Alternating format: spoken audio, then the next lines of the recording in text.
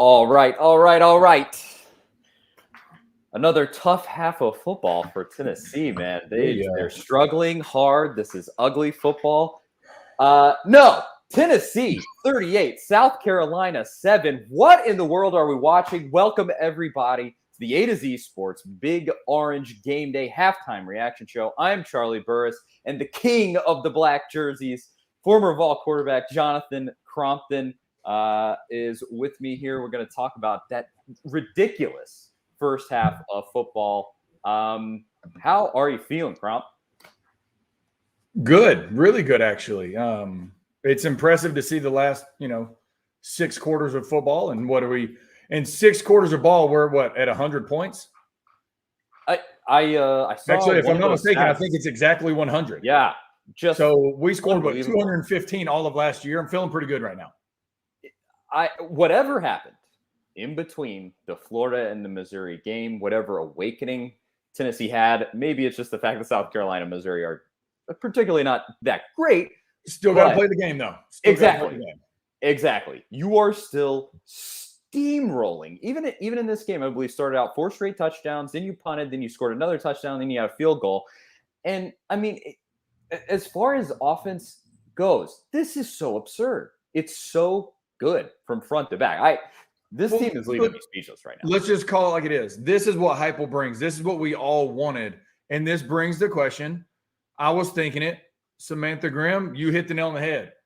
This makes all of us wonder what could have been, and we'll never know, if they would have just named Hooker the starter from day one. That's the difference. Like, straight up. To me, that is a legit question right now, because he has looked really good since you can tell he's gotten comfortable. The first you get thrown in, you're not really comfortable. Now that he knows he's the guy, look what we can do on offense. This is fun to watch. He is the best quarterback Tennessee's had since Dobbs. He looks Dobbs-esque out there. The way, I mean, you even saw in that final drive, one of those plays really, really broke down, and he was able to escape and make something out of nothing. Yeah. And it's so valuable to have a guy like that. And then you add on top of that the fact that his passing is getting more accurate week over week, and the kid is just making it happen for Tennessee. Yeah. I mean, I think you can woulda, shoulda, coulda all day long. You probably would have beaten Pittsburgh, and that would have been really nice just for your overall record and kind of the optics of it. But, I mean, you found him. That's what counts. You found him, and you're playing with him now, and you're smashing the teams that you should beat. And I'm just infinitely impressed. Oh, I'm 100% in agreement. And we've talked about this a couple times. Positive is, if he wants to come back, he's got another year. So now we can build off all this. Let's go make a bowl game. Let's build off of this. And then I said it 2 weeks ago because I wasn't here last week. Arkansas. Nobody saw this coming from Arkansas. Now, yes, did they get smashed last week? Yes. But that's the game of football. We have the ability to be set up for something like that in the next year or two if we keep the core group of guys and get better each week under this type of system. I mean, the only thing that is concerning me right now is that you're still thin. And you're incurring a pretty decent amount of injuries right now. I almost go in the second half, just put in the 2s, take it easy if you can. I mean, obviously, no lead is safe in the SEC, but you are up by 31, and you kind of have to, at a certain point. They did it last week against Missouri. At a certain point, you just got to look and go like, okay, we got to protect some guys, because especially with Ole Miss coming up. I mean, this is so exciting. The fact that you have the option to protect some guys this week potentially. That's amazing. I'm reading these comments, and I'm agreeing with a lot of them, just in the sense of I'm encouraged by what we're seeing. We're not, receivers are blocking for each other off of, just a little easy screen, and we're being able to take it for 30 yards, stuff like that. We have not seen that in the past 3 to 4 years, where guys are caring about how the actual play works out rather than individuality. We're running up the middle, and you're seeing offensive linemen and even more so receivers coming and pushing the pile. That's the stuff that I'm looking at, and I'm going, you know what? This is exciting to watch, and it's more so exciting for the next couple of years. And I know I'm not looking forward to the future. That's not what I'm trying to do. I'm just saying we're not giving up. We're not out there playing scared. We're not doing all this stupid stuff, and we've already scored more. Hell, just the past 6 quarters, we've almost scored a half of last year's total. I mean, that's fun. It's an unbelievable turn, just the way that they're playing right now. I mean, we can't say enough about it. And you don't. We can heap praise all day. You want to look and go like, you got a really tough game coming up. What can be critiqued? But really, like, the major critiques that we had have disappeared. Yeah, Jeremy Banks made. I was about to say. Your critique is Jeremy Banks don't do stupid stuff. Yeah, I mean, that's the only penalty from that half, and the penalties were our biggest critique. Probably they cleaned it up like that week over week. You cleaned up the penalties, and look what it gets you. You don't stall out on drives. You don't have. You don't get backed up with holding penalties and stuff like that, and it just makes a world of difference. And you're seeing it in motion right here. You're seeing it work, and it just, if anything, this speaks volumes about the power of Heupel's system and what it could do if you really bring in a top-notch set of players. That's so exciting. Yeah, and I mean, there's a lot to be said, and I want to say, like, well, let's talk about this mistake maybe they made, but I don't see one. I don't have like a critique. I'm looking at it from not necessarily the mistake side. South Carolina's driving early, right? They get down to the 4-yard line. I look at it 2 ways. How little confidence South Carolina staff has in their quarterback and run game as well. To throw a halfback pass on the 4. Okay, first off, that's just stupidity in itself. Second off, but the positive on our side is guys didn't fall asleep on defense and still stayed within the realm of their coaching and their responsibility, and we're in the right place. They didn't get, though you got to do your job, do your 1/11th of the play. You know what I mean? Like, stay within your responsibility and good things will happen. And they go on a long drive, 4-yard line. Next thing you know, it's an interception. At that point, I straight up told my wife, game's over. It was. It broke them. It broke South Carolina. They were down 14-0. You throw a pick on a halfback pass, game over. We drive down, put it right down the throat, score, ball game. Hate to say it, and I never try to, look ahead of it. But dude, South Carolina really sucks when they play in Knoxville.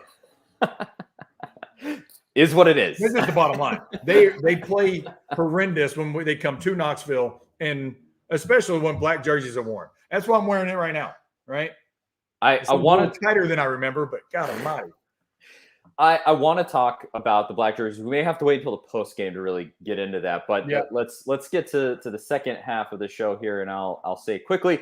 This broadcast, the A to Z Sports Halftime Reaction Show, is brought to you by the other programming on A to Z Sports.com. First and foremost, I may be a little biased here, but the best Tennessee podcast in all of Tennessee podcasts, the Big Orange Podcast, hosted by myself and my fellow A to Z Sports writer, Zach Reagan. We get to go a little bit more in depth than myself and Jonathan do here. And that's every Monday at the A to Z Sports Podcast Network feed. Go download, subscribe there. But then we also got, obviously, great coverage of the Vols on A to Z Sports.com, coverage of the Titans, coverage of the Predators, and if they were relevant at all, we have had coverage of Vandy in the past, too, if that's your deal. I doubt Vandy shot. But they're not doing a whole lot right now, unfortunately. You'd rather cover ETSU instead. Yeah, exactly. Yeah, they are really the more relevant football team. But go over to A to Z Sports.com, download the Big Orange Podcast, and get your fill there. I genuinely am really proud of the stuff we're putting out right now. I think we're doing everybody as a whole is doing an awesome job over there. They're clicking on all cylinders. So A to Z Sports.com. And then let's get to it here in the second half of the quick halftime show and talk about what will success be in this second half to you? Because that's a great question.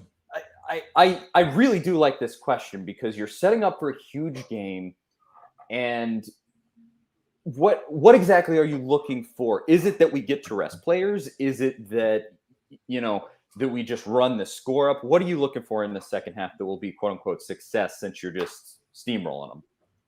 Yeah, I mean that's honestly one of the best questions I think we could ask.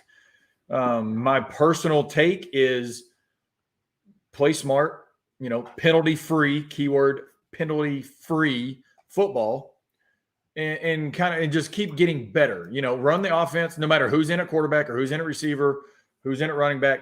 Play and try to develop. Hopefully we get to rest guys. But in doing that, we've also got to be able to – the guys that come in have to be able to be developed. So to me, that's the biggest thing is making the smart play.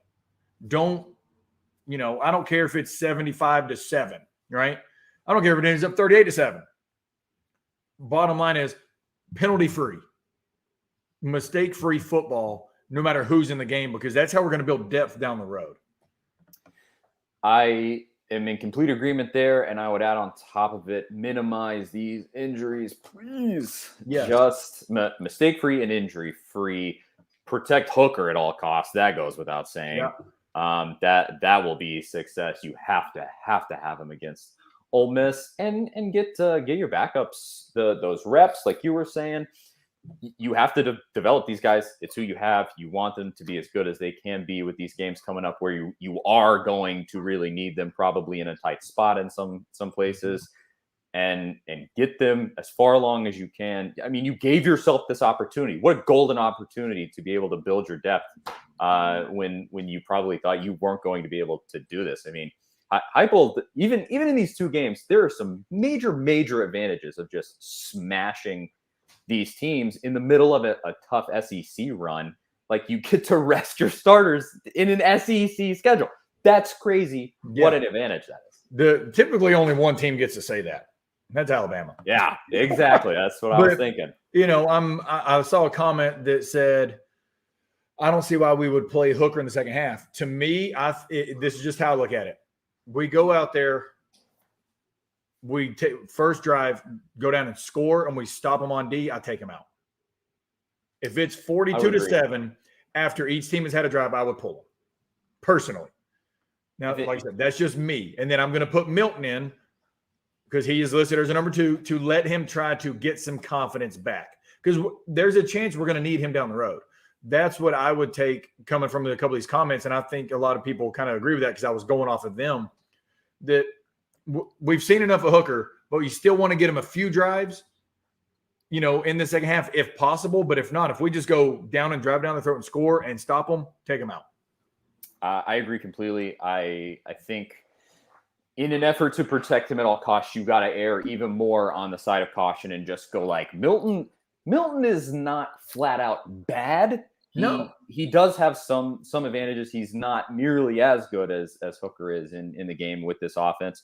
But you go, he can handle it. He can handle it from here without a doubt. At that point, it's just we're just going to try to run the clock out. I mean, back in the day, high school football, you're down 45 points, running clock. That's what we're trying to do at this point. Exactly. Is just get out healthy, run the ball, let some of the young running backs get some reps. But to do that, we've got to get one, if not two more scores, right?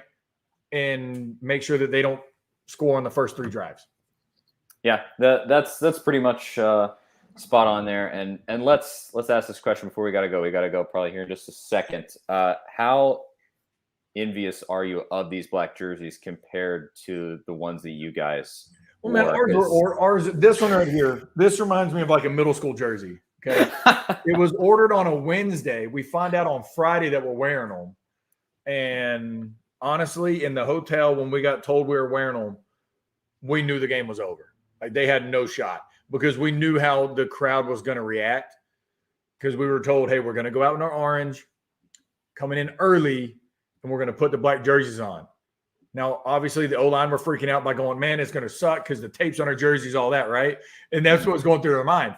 Everybody else is going, dude, this stadium's going to go nuts. And as soon as we walked out into the tunnel, it was done. South Carolina had no chance because of the crowd was behind me. 103, 104,000 people going just absolutely bananas. Dude, like I said, it was great. So the uniforms they've got right now, so much better than what we have. They look slick. Not even close, like so much better. Kind of jealous. Throwing it out there. Because we had, the old Adidas that was not good. But it is, dude. That game is legendary, though. I was telling you before we got on here. I was in the student section, at that game. And I mean, what you're saying, dude, when you guys came out and it was everybody was whispering about, like, I think they got the black jerseys. They got the black jerseys. Yeah. And you actually came out in them and we were just like, this is incredible. And it was over before it started, man. It was funny because on Wednesday, we're all like, man, come on. We're all in the meeting room bashing Kiffin. Don't be scared. Don't be scared. Get it. You know, we're college students. And he told us, he's like, listen, guys, I've pretty much been threatened. You know, he said it. It was controversial. Like, if we do this, I might get fired. Yeah. And we were like, oh, whatever. We got your back. And as he's walking out of the meetings, he's like, screw it. Let him fire me. And we're like, oh, okay, whatever. You know, thinking he's not going to do it. Friday night, we get told, and we're like, oh, this dude really got our back.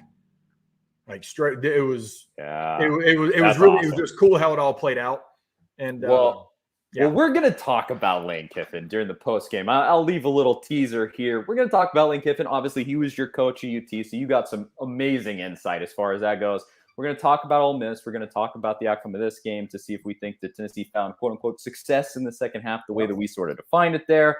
It's going to be good stuff in that post game. I know it's probably people might think it might be a little boring after a beatdown like this. But tune in because I think you have more insight on Kiffin than you're going to find anywhere else in Tennessee media right now. So I'm honest. I as the host of this show, I'm super excited to hear what you have. I'm intrigued what I'm going to say because I have no idea. Come prepared. As we all know, anything can come out of my mouth. So, yes, I am hyped. So everybody tune in after the game, post game here. Charlie Burris, Jonathan Crompton. We'll see y'all soon.